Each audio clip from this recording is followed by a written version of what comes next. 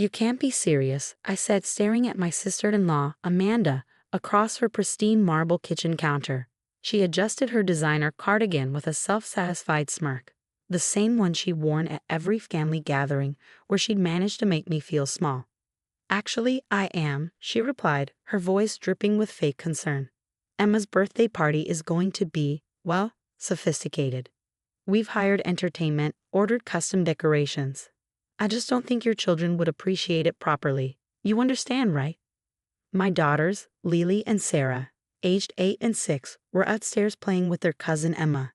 Their laughter echoed down the staircase, making Amanda's words even more bitter. They're her cousins, I protested, keeping my voice level despite the anger building in my chest. Emma invited them herself. They've been talking about this party for weeks.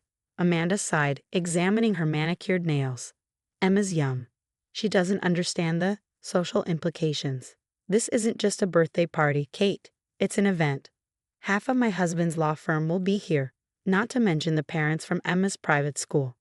I thought about the handmade birthday cards my girls had spent hours creating, now tucked carefully in my purse.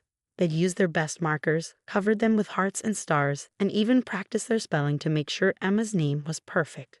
The girls have been nothing but well-behaved at every family gathering, I said, fighting to keep my composure. They're not some unruly. Oh, please, Amanda cut me off with a wave of her hand. Need I remind you about Thanksgiving? When they got excited and knocked over the appetizer table. That was an accident. They apologized and helped clean up. And Christmas, when they couldn't sit still during the family photo session. They're children, Amanda. Normal, active children. While this party isn't for normal children, she said, emphasizing the word like it was something distasteful. It's for well-behaved ones. The kind who understand proper etiquette. Just then, Emma came bounding down the stairs, my girls right behind her. All three had bright smiles on their faces, completely unaware of the tension below. Aunt Kate, Emma exclaimed, rushing over to hug me.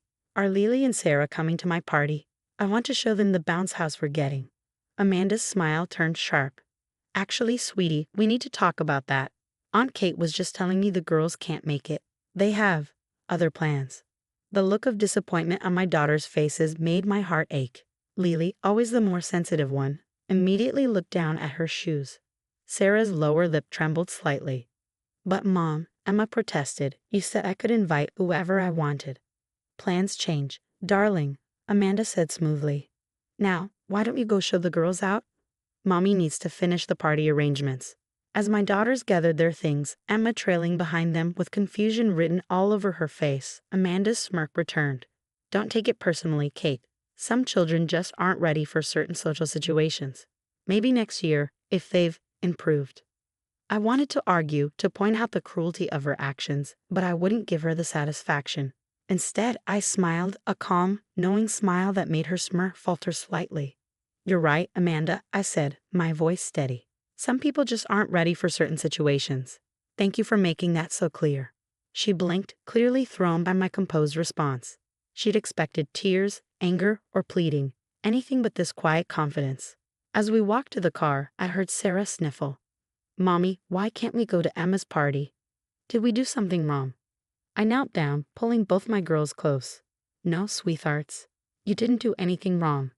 Sometimes adults make decisions that aren't fair, but that's about them, not you. But we made cards and everything, Lily whispered, pulling the carefully crafted birthday cards from my purse. I know, baby, and they're beautiful. Tell you what, why don't we have our own special day next weekend? We can do anything you want. Their faces brightened slightly, but I could still see the hurt in their eyes. As we drove home, I thought about the envelope sitting on my desk, the one I'd been waiting for the right moment to share.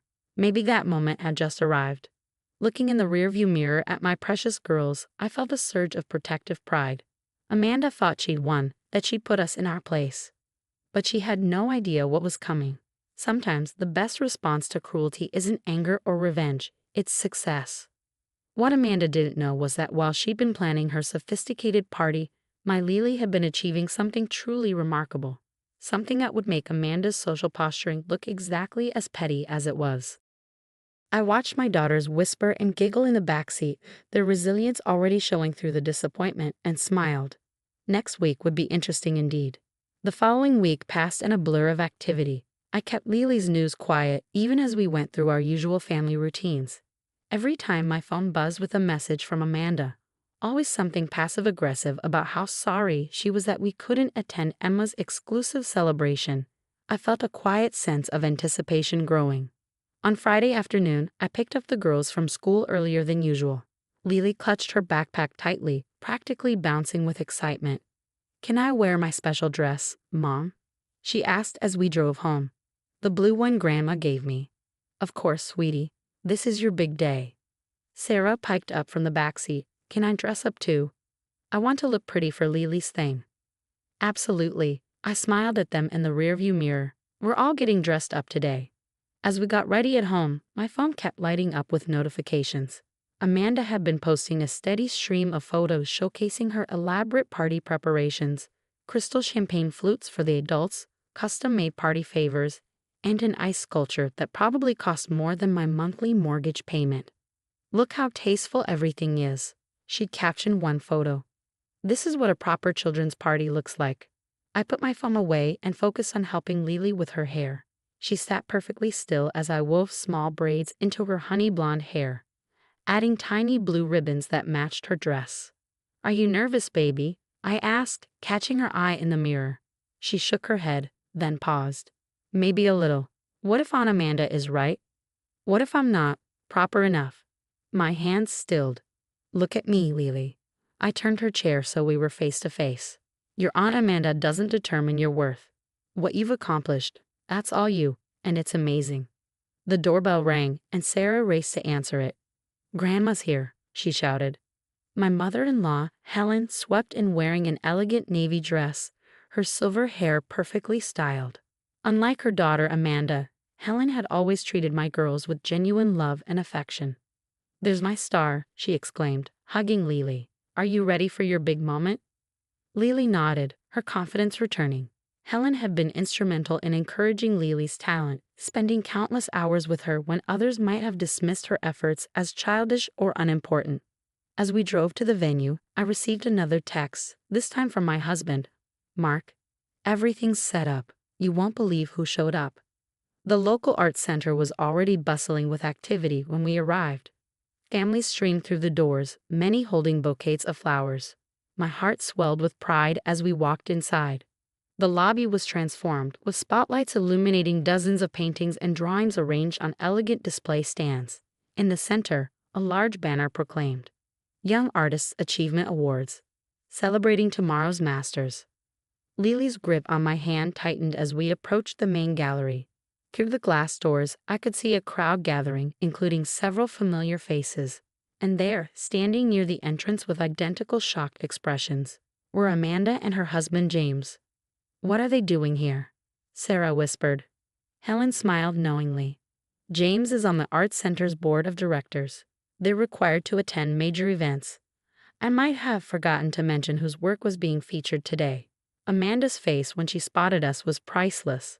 She was wearing what had to be an expensive new dress, clearly intended for her daughter's party later that day. But for once, she didn't look confident or superior. She looked completely thrown off balance. "Kate, what are you?" She trailed off as her eyes landed on Lily in her beautiful blue dress, then darted to the exhibition program in her hands. Before she could say anything else, the center's director stepped up to the microphone. "Ladies and gentlemen, welcome to this year's Young Artists Achievement Awards.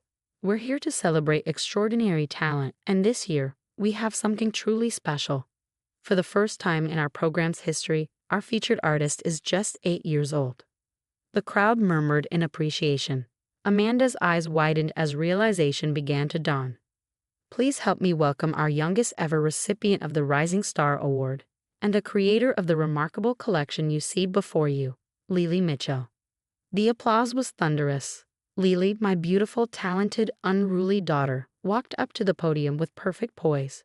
She needed a small step stool to reach the microphone, but her voice was clear and confident as she thanked everyone for coming.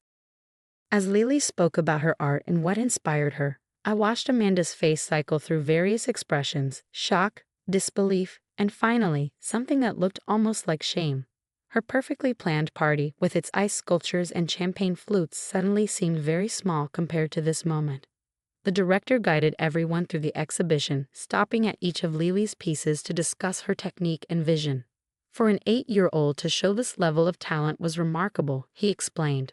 Her understanding of color, composition, and emotional depth was extraordinary. I fell behind the group slightly and found myself standing next to Amanda. For once, she seemed at a loss for words. I had no idea, she finally managed. Why didn't you tell me Lily could? Would it have made a difference? I asked quietly. Would you have seen her differently if you'd known? Or would she still have been too rowdy for your perfect party? She flushed, watching as Lily expertly answered questions from art critics and local media. My daughter was in her element, her passion for art shining through every word and gesture. The party, Amanda started, then stopped. I should have. I smiled, gentle but firm. Yes, you should have. But this isn't about your party anymore, Amanda. This is about Lily, and if you'll excuse me, I need to go congratulate my daughter on her extraordinary achievement. As I walked away, I heard Helen say to her daughter, "Sometimes, Amanda, the most well-behaved children are the ones you never bothered to understand."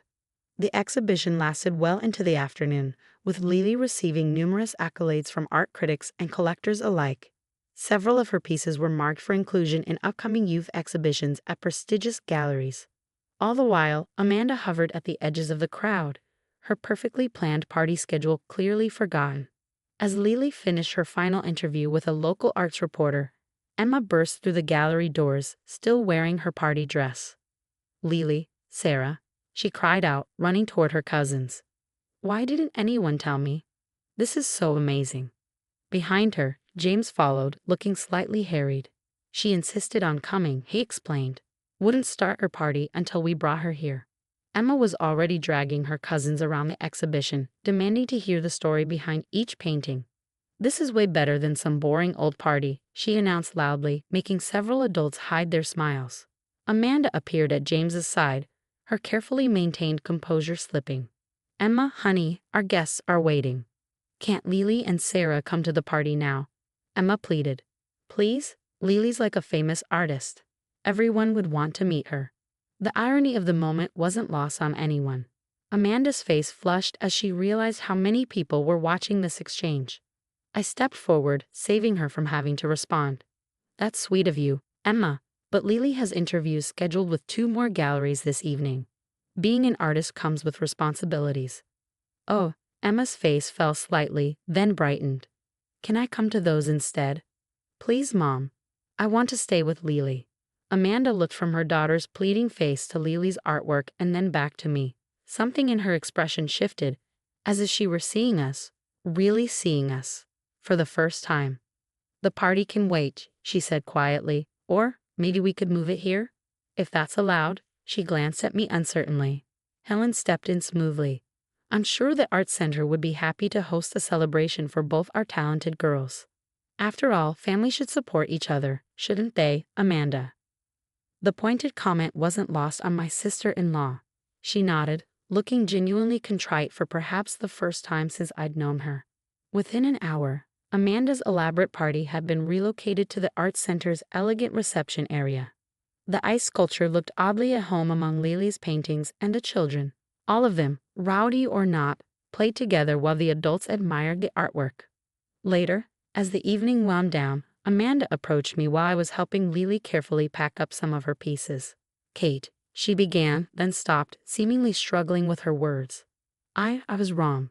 About so many things." I continued wrapping Lily's paintings, letting her find her way to what she needed to say.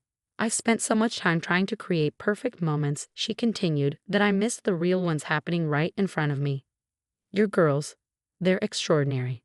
Not because they're perfectly behaved or socially polished, but because they're passionate and real." I looked up at her, seeing genuine regret in her eyes. "They're just children, Amanda. All of them are. Even Emma doesn't need crystal champagne flutes and ice sculptures. She just wants to be with her cousins." Amanda watched as Emma, Lily, and Sarah huddled together over Lily's sketchbook, giggling as she drew quick caricatures of the party guests. "Do you think?" She hesitated. "Do you think Lily might give Emma art lessons? She's been begging for them, and after seeing Lily today, I smiled, remembering all the times Amanda had dismissed my daughter's interests as unimportant. I'm sure she'd love to. Though I should warn you, art can get messy. There might be spills, scattered supplies. Maybe that wouldn't be the worst thing, Amanda admitted. Our house could use a little life in it. As we drove home that night, both girls sleepy but happy in the backseat, I thought about how differently the day had turned out from what any of us had expected. Sometimes the best revenge isn't about getting even.